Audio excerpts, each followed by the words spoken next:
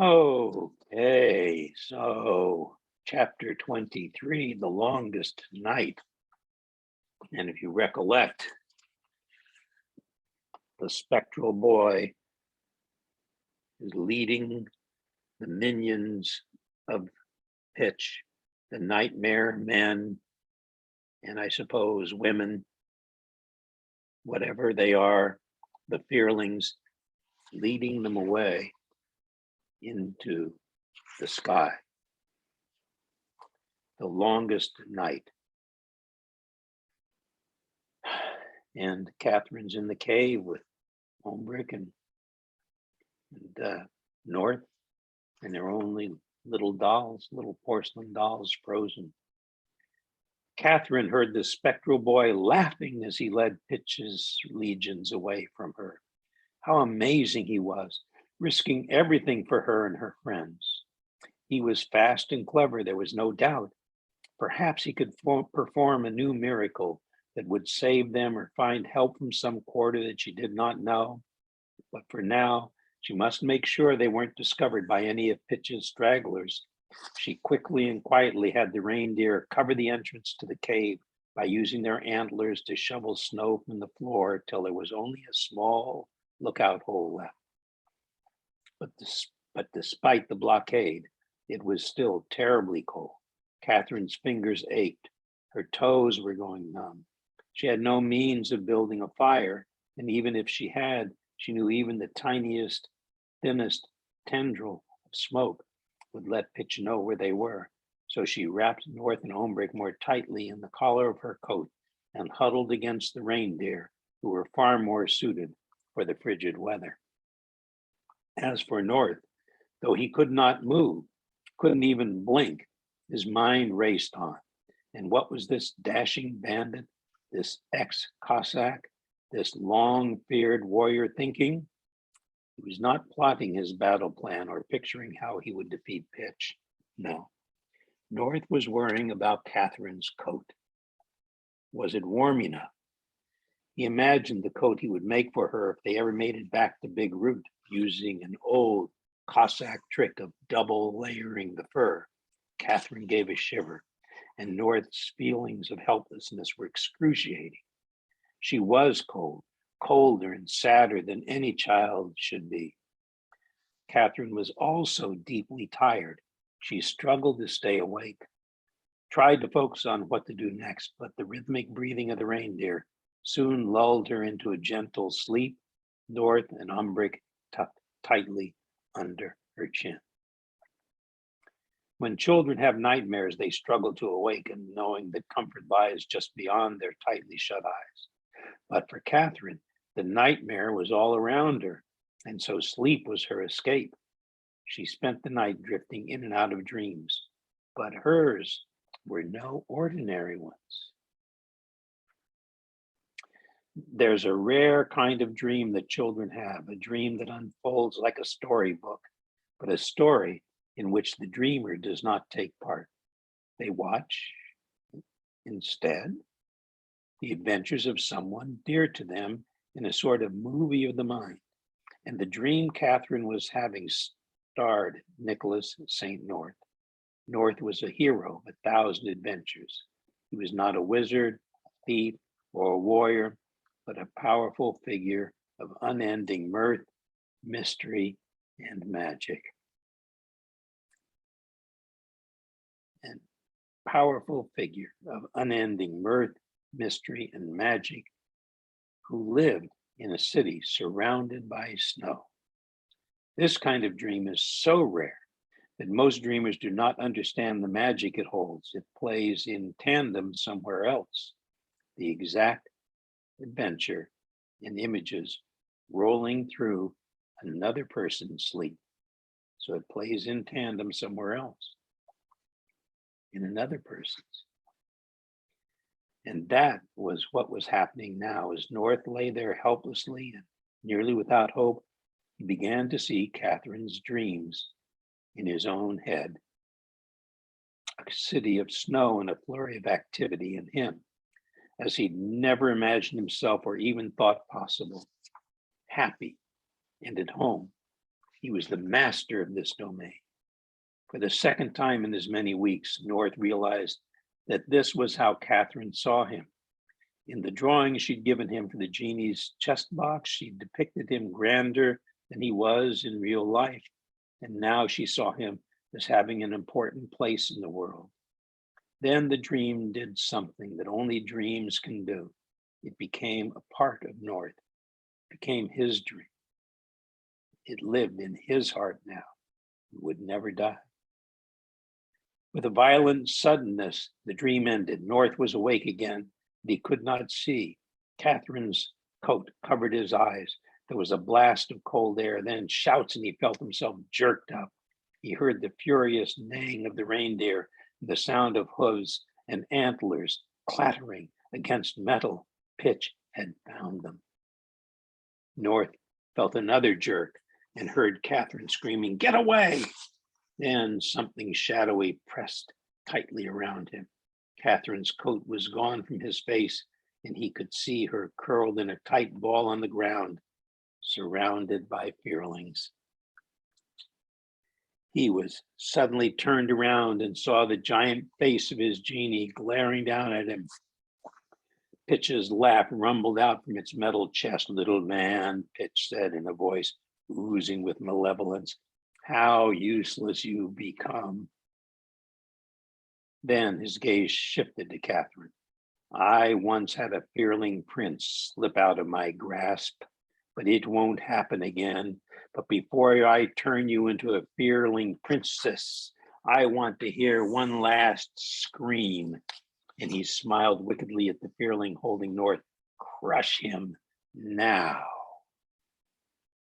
The fearling threw North violently onto the rocky floor. That's the North porcelain doll. The sound of his hitting had a sickening sharpness. The toy North lay shattered. Catherine, using a might that surprised even herself, broke away from the fearlings. She would not scream. She gathered the pieces of North's body quickly and carefully. Ombric had taught her. Ombric had taught them all that magic's real power is belief, and she'd seen it happen with her own eyes, so it could happen again. It had to, and she raced to the back of the cave. Pitch was just steps away. In a moment's time, she'd be turned into a fearling. Pitch's cackle boomed through the cave. "What a feisty fearling you'll be," he laughed. The genie's robotic arms, the same ones that had carefully caught her that day back by Big Root, cut violently through the air. Then they stopped. Pitch could not move. He strained with all the strength he possessed, but the machine arm would not obey. "This cannot be," he hissed in disbelief. Catherine didn't waste a second. Her hands worked nimbly, and as she set the last piece of North's form into place, she took a deep breath and whispered Ombric's first spell. "I believe, I believe, I believe. Please be real again. This will work. I believe." But before Catherine could even finish her plea, a terrific rumbling came from outside the cave. At first, she thought it was thunder, but as it grew closer, louder, she realized it was coming from the ground and the sky. She looked toward the cave entrance, as did Pitch and his fearlings. The sky outside was brightening. The rumbling intensified until the cave began to shake. Outside could be heard the calls and howls of fearlings and nightmare men. Then, without any forewarning at all, the entire top of the mountain blasted away. They ducked down to shield themselves. But in the haze of snow and pulverized rock, they realized they were safe. They stood exposed now. In the open air, they could now see all around. It was an epic sight. On every mountain and valley and on the ground and in the air above were swarms of nightmare men and fearlings. Every inch was nasty with shadowy hordes, but closing in. From all sides was a wave of magnificent, hairy creatures, white as snow, as big as the bear, and armed to the teeth. They were cutting through Pitch's creatures like surf does to sand. With a deafening clap of thunder, the clouds above parted, and the moon shined down. From it came a fleet of moonbeams led by none other than the spectral boy. They raked the skies, felling every dark creature that faced them. His anger sharpening to a deadly point, Pitch turned again to Catherine and the others. What he saw enraged him even more. North stood before him, no longer a toy, but a man with his head cocked back defiantly, his cape blowing in the wind, and a saber at the ready in each hand. Catherine, or something, had broken the spell. Dark and sinister imp, he said to Pitch with cheerful sarcasm. How annoying you've become. Then he fell on Pitch with a fury. Their blades struck at a pace that seemed impossible. Catherine could barely believe what she was seeing. North had returned, and he would not be denied. If Pitch was faster than any human, then North was now his match. Their sabers exploded with strobes of fire and sparks. They taunted each other as they fought. How does it feel to have your own invention best you in every way? Challenged Pitch. North smiled and replied, what I make, I can destroy. I've scuttled whole planets, burglar. You're just another inconvenience. North shook his head, then lowered both his swords. He stood up straight, spread his arms, and closed his eyes. Do your worst, Pitch, he said calmly. What sort of trick is this? Asked Pitch. I can slice you in two before you can lift a sword. But there North stood, insultingly at ease. He even began to whistle. Pitch could not resist. He swung his blade with all his might, but his metal arms stopped just an eighth of an inch from North's brow. Pitch was flabbergasted yet again. North opened his eyes, glanced Catherine's way, and winked. It's the drawing in his chest, he said slyly. He can turn us into toys, but with his own hands, he can't do us real harm. Your artwork is very powerful, my girl. Pitch had just enough time to process what North said and to realize he was beaten for now. Catherine almost giggled with relief and amazement. Pitch looked out at the battle raging around him. He could see the tide going against his troops. He was no fool. He turned sharply back to North and Catherine. I'll keep the genie as a gift. Let's just say it suits me. Then he took to the sky, transforming into the genie's flying machine. Within seconds, he and his fearlings were mere black specks on the horizon, vanishing westward, just ahead of the coming dawn. Chapter 24, The Journey's End. Only minutes had passed since Pitch's retreat, but they had been filled with wonders and revelations. Pitch's spell of enslavement had only partially affected Ombrick. Like North's, his physical body had been turned into a toy, but eons ago, Ombrick had learned how to separate his mind from his body. He called it astral projection and used it only rarely. It's quite risky, he explained to North. One can never be entirely sure what the body may be up to while the mind is out and about, and it depletes one's energy rather severely. I'll be hungry for months now. And in fact, Ombrick had been eating provisions from the infinity bag nonstop since he'd returned to his body. He seemed to relish telling North and Catherine about his adventure, for he paced back and forth excitedly. The moment Pitch had cast his spell, he'd told them, Ombric had projected himself to the temple of the Lunar Llamas. The Lunar Llamas were a mysterious brotherhood of holy men who devoted their lives to the study of the moon. Their temple, or as it was properly called, their lunar lapidary, had been Ombric's true destination throughout their journey. History has no accurate record of how the Lunar Llamas had come into existence or how exactly they had become devoted to the moon and the man who ruled it. Ombric had first heard of them as a boy in Atlantis, and even the greatest minds of that long lost place found them elusive and confounding. But Ombric knew in his ancient bones that these men would at least be interested in Pitch's return and had to be helpful in ways no one else on Earth could be. Lunar Llamas.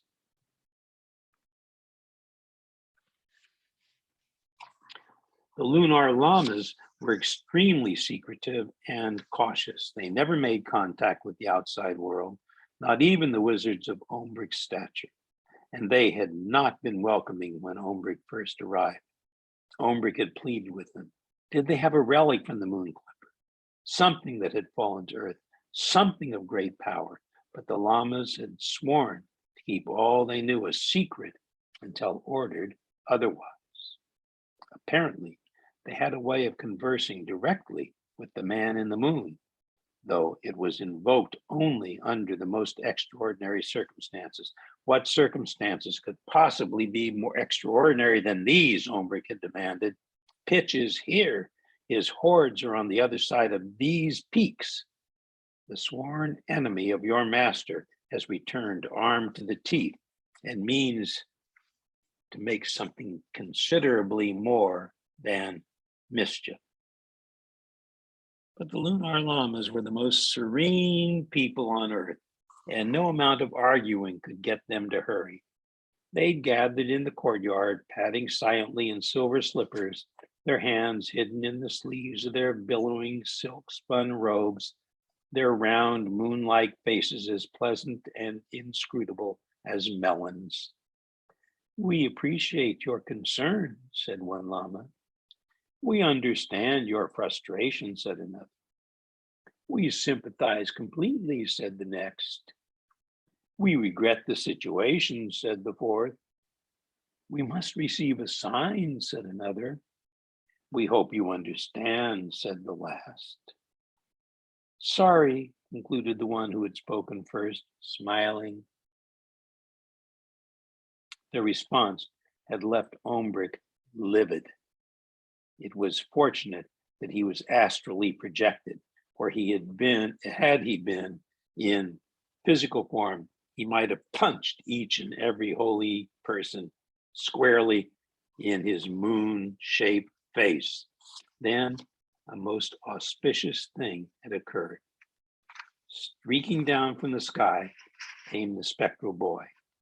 He landed in the courtyard of the lapidary, skidding to a stop right in front of where Ombric and the llamas stood, his staff in hand, the diamond dagger glowing brightly at its tip.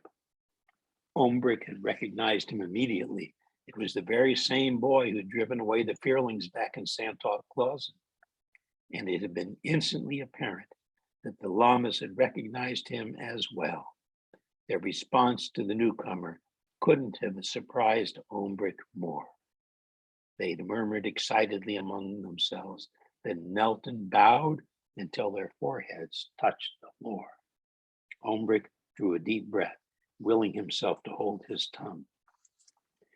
And it took great restraint. Here he was, the greatest wizard in the land, and yet those llamas were bowing to this boy. Heads still pressed to the ground, the llamas all began speaking at the same time. "'Tis the sign we have been waiting for since the beginning of our order. The guardian of the man in the moon, the one with the diamond dagger, the one who stopped Pitch. He is called Nightlight." Nightlight. Ombrick had never seen that name in his ancient texts, the texts about the Golden Age. He eyed the boy. He seemed all arms and legs and grin, and he emitted the soft glow of a young firefly. Could this ghostly slip of a boy be of such importance? Nightlight, huh? The nightlight that family turns on for us when we're young, or sometimes even as adults. We have a nightlight. It's the boy's name, Nightlight. The llamas gestured toward a huge gong that hung behind them, beckoning Ombrick closer. It was clearly one of their most prized possessions. Ombrick felt a shiver of great excitement as he examined it. The gong wasn't simply a beautiful instrument.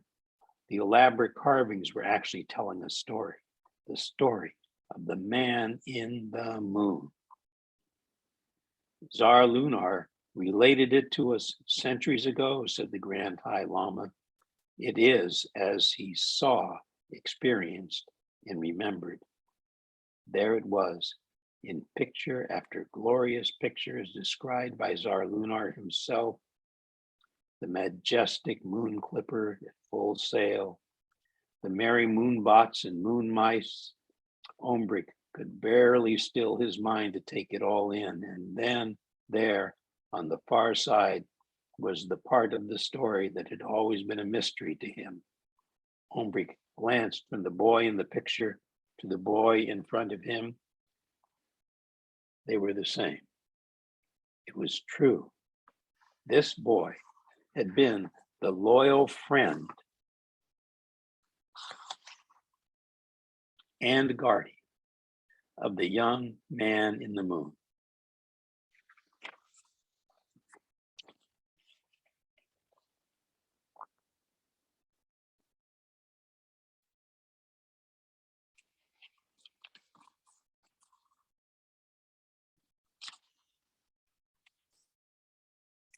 He had protected the prince from nightmares, and his diamond dagger had pierced Pitch's black heart at the height of the great battle.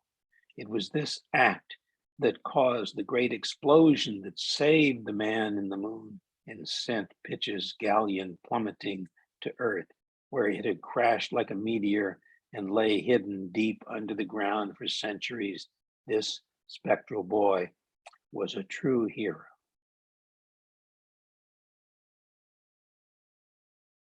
His diamond dagger had pierced Pitch's shriveled heart.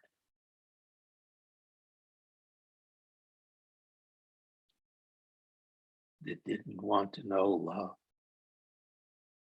This spectral boy was a true hero. Nightlight, the llamas shouted in unison. Nightlight indeed, concurred Ombrick with surprise. The boy rocked on his heels before them, a puzzled look in his pale green eyes. It was so long ago, yet that name still existed within him as a distant memory. He cocked his head and shook it. What mattered to Nightlight was the here and now. The battle was still on. He swung his staff toward the sky. The llamas and Ombrick looked up. Pitch's minions were diving toward them. They'd followed Nightlight there just as he'd hoped. He'd observed the Lunar Llamas, and he knew that they had the best weapons against these shadowy creatures. To Ombrick's amazement, the llamas switched from whispering statues to men of action. Bells rang, horns blew, and a great rumbling as if earth itself were growling filled the courtyard. Ombrick looked out through the columns that marked the entrance of the building. So all this is Ombrick recollecting what happened, right? Ombrick looked out. He's telling Catherine and North. This happened when he astrally projected himself away from being a porcelain doll. Ombrick looked out through the columns that marked the entrance of the building. A legion of giant, hairy snow creatures was gathering outside of the Llamadery, already in military formation. It was an army of abominable snowmen. Ombrick had read about them, but had never seen one. They had an amazing arsenal of gleaming clubs, swords, and spear guns, all forged with the dust of fallen stars. The creatures stilled as the llamas began to blow their tribal horns, the horns that sounded the battle charge, and charge they did.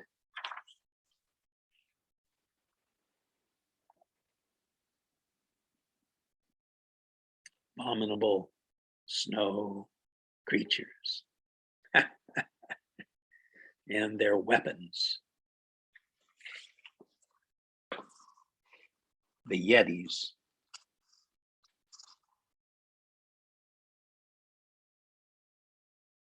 It says some of them prefer to stand, this one, and some of them prefer to crouch, like these two.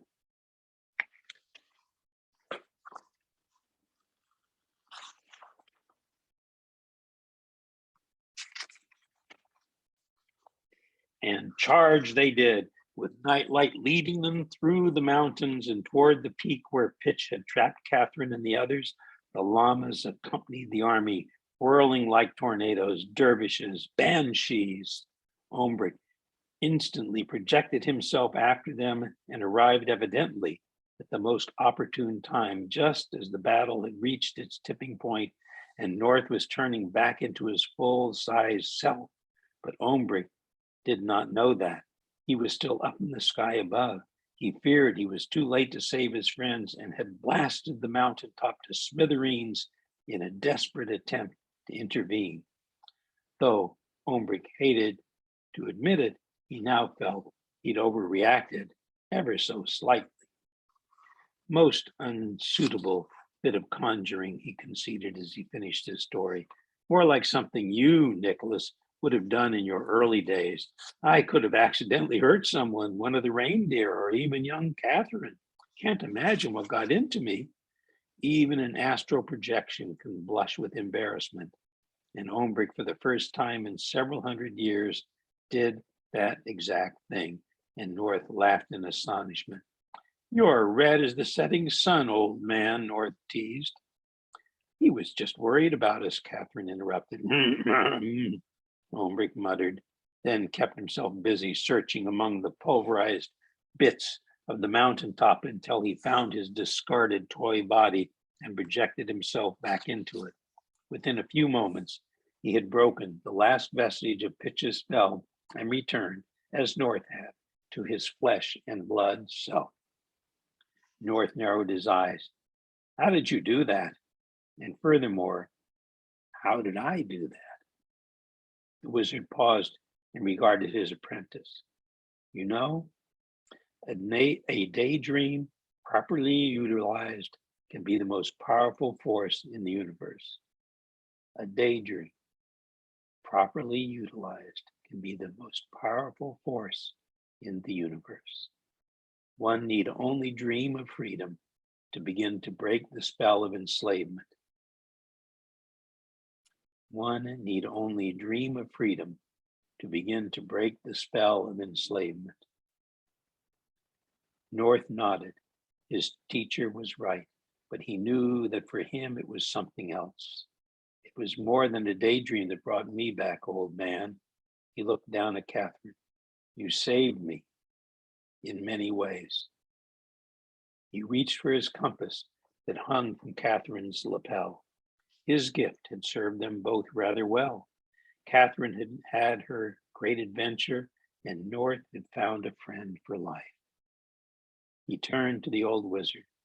I came to your village in search of treasure, but I found a better one than I ever supposed. Ombrick looked at the ground and was quiet for a moment. When he spoke, it was with real and gentle compassion. I told you once, there was no magic in the world that can change a human heart. You've proven me wrong, my young friend. Then he smiled fully for the first time in centuries. I told you once there was no magic in the world that can change a human heart. You've proven me wrong, my young friend. Then he smiled fully for the first time in centuries. But the friends couldn't dwell on this lovely moment. Now that everyone was safe, they were rushed to the Lunar Llamadery. The Llamas had judged them worthy to receive the highest honor their brotherhood could bestow, and the ceremony was ready to begin. There is no place on earth where the light is as bright and clear as in the Himalayan mountains, Ulrich said cheerfully, as he, North, and Catherine stood atop the tower of the Lunar Llamadery. No other place is as close to the moon. Why, we're on the highest spot in the world and one of the most beautiful. The Llamadery was a simple palace of lapis lazuli and opal mosaics, and it managed to keep the cool, serene feeling of moonlight even in the morning sun. Bells and gongs began to ring from all around the temple that sat in the center of the Llamadery. Catherine couldn't stop staring at its roofline, where thousands of silver bells chimed with the slightest wisp of wind. What do you suppose will be given? She asked. I hope it's food, North joked. Ombrick has already eaten everything in sight, and I'm afraid he'll start chewing on my coat. Ombrick shushed them both as they entered the courtyard. The entire brotherhood of llamas stood at attention, as did an honor guard of the giant shaggy warriors. What are they called again? Whispered Catherine. Those in the outside call them abominable snowmen, but the llamas refer to them as yetis, Ombrick whispered back. The great hulking creatures had never seen a child before and were fascinated by Catherine, as were all the denizens of the Llamadery, especially the half dozen birds, enormous in size, their wings silver tipped, which the llamas cared for. They were the great snow geese of the Himalayas, a species of bird unknown to any outside the Llamadery. Ombrick mused, I must remember to notate these geese in my notebooks. Catherine had already included them in her journal. She was the only child in the history of the world who had ever seen them. I should very much like to ride one. They are big enough, she whispered loudly. But Ombrick held a finger to his lips, and she knew it was truly time to be quiet. The trio was ushered to the center of the courtyard.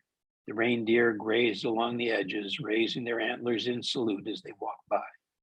Catherine could barely take her eyes off the beautiful gong Ombrick had told them about. She scanned the carvings for her friend, the spectral boy, Nightlight. She was glad to finally know he had a name. Where is Nightlight, she wondered.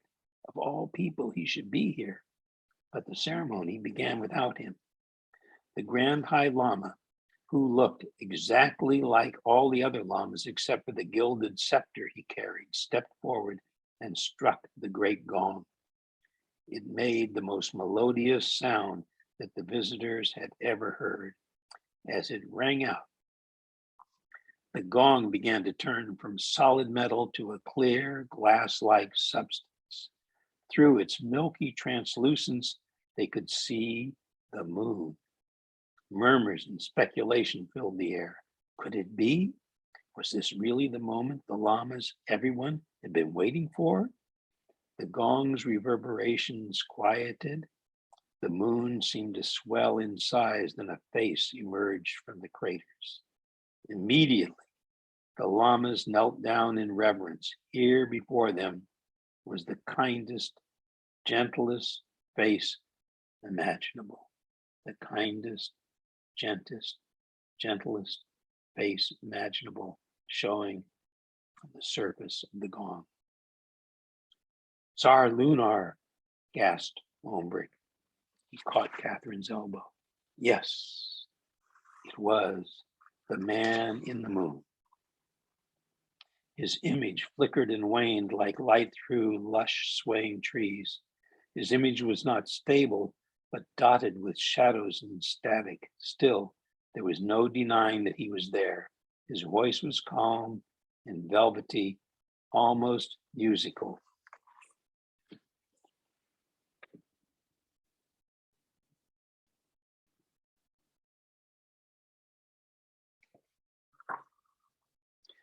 Greetings, my valiant friends, he began.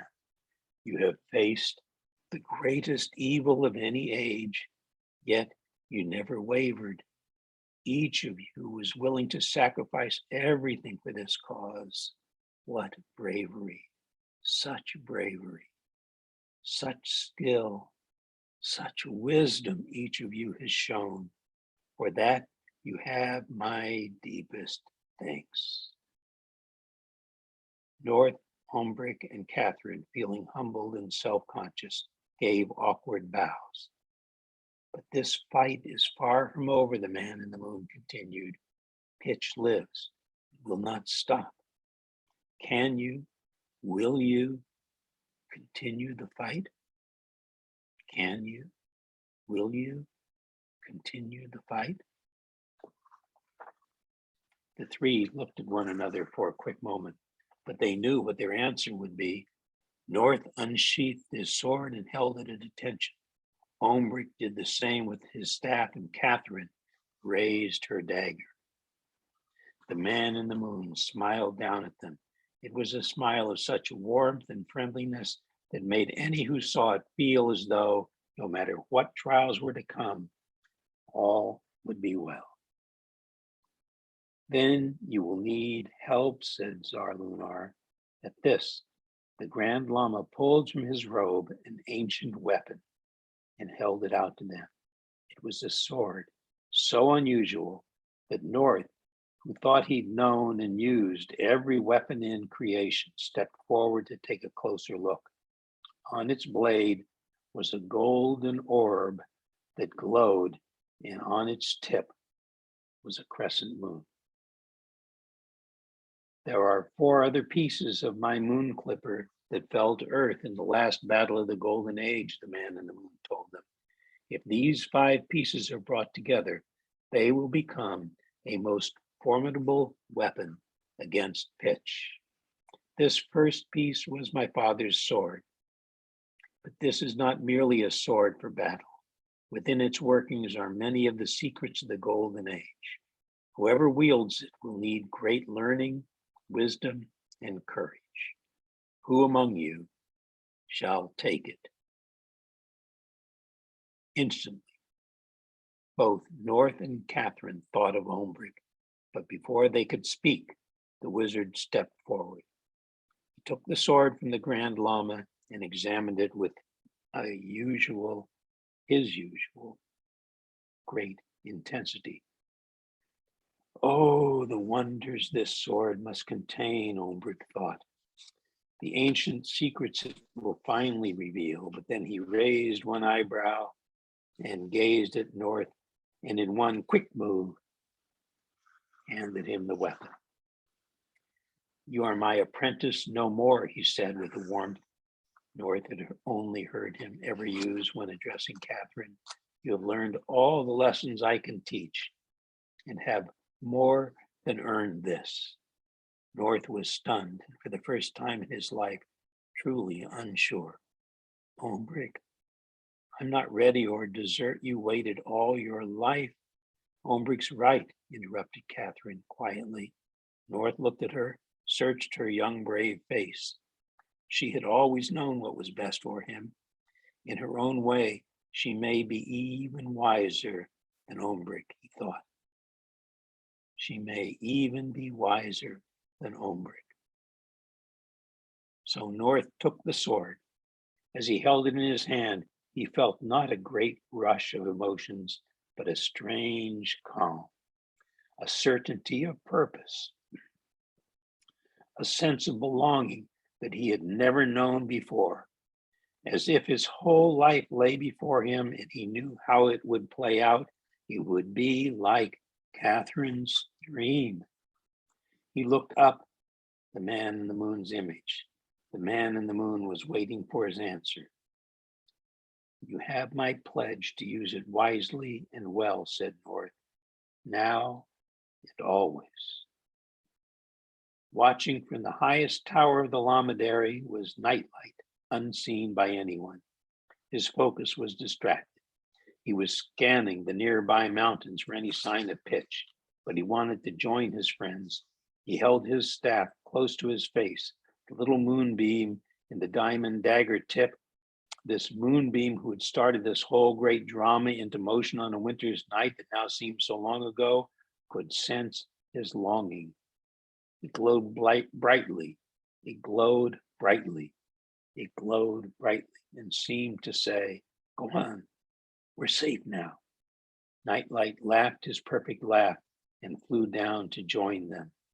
He landed in the llamadery, quick and playful, and taking Catherine's hand, pulled her into the sky. The llamas cheered. The snow geese honked. Ombrick grabbed a huge cookie that he'd had hidden in his robe and cheerfully devoured it. Nightlight and Catherine spiraled around in the air. The man in the moon glowed brighter than the llamas had ever seen. And for that one day, all their worlds seemed safe and right. The weeks that followed were quiet. They'd all earned a good rest. Ombrick ate so much that the Yetis, who oddly were accomplished chefs, could barely keep up with his appetite. "I doubt we'll ever have another stretch of days as calm as these again," mused North to Catherine. They stood on the temple's parapet days later. Catherine was sketching the snow geese into her journal. "I suspect these are our halcyon days," North added. "Halcyon days?" she asked. "Ah, one of the ancient words that Ombrick is so fond of using. It means happy and carefree." North grinned and added, "I prefer battles and adventures." Catherine knew what he meant. All these new amazements were in their lives: abominable snowmen, giant snow geese, lunar llamas. She wondered if Santoff-Closen would still feel like home. She closed her eyes to remember. She closed her eyes for a moment to remember her life as it had been. Images of the villagers, old William, little Fog, the bear, Petroff, and Big Root, all of it flooded into her memory, and she missed them. But she'd also become accustomed to all this danger and adventuring. Still, despite all this, she felt an odd sort of peace. "It's the bliss of victory," North explained to her. "It's a feeling you'll have to get used to." Catherine's face grew serious. "But we didn't defeat Pitch." "True, but we lived to fight another day." Catherine thought about that. Then she tugged a fresh stick of charcoal from her coat pocket and began to draw. North looked out toward the horizon and thought of the dream Catherine had given him, the gleaming city that he would someday build and the man he might become. A strange and exciting future lay ahead for both of them. The possibilities were endless. Battles would be fought, wonders revealed, many journeys, many lands, many joys, many sorrows, but stories all. And that, my friends, is the end of Book 1, Nikolas St. North and the Battle of the Nightmare Men. How Nikolas came to be who he is, and Catherine, who she is going to be.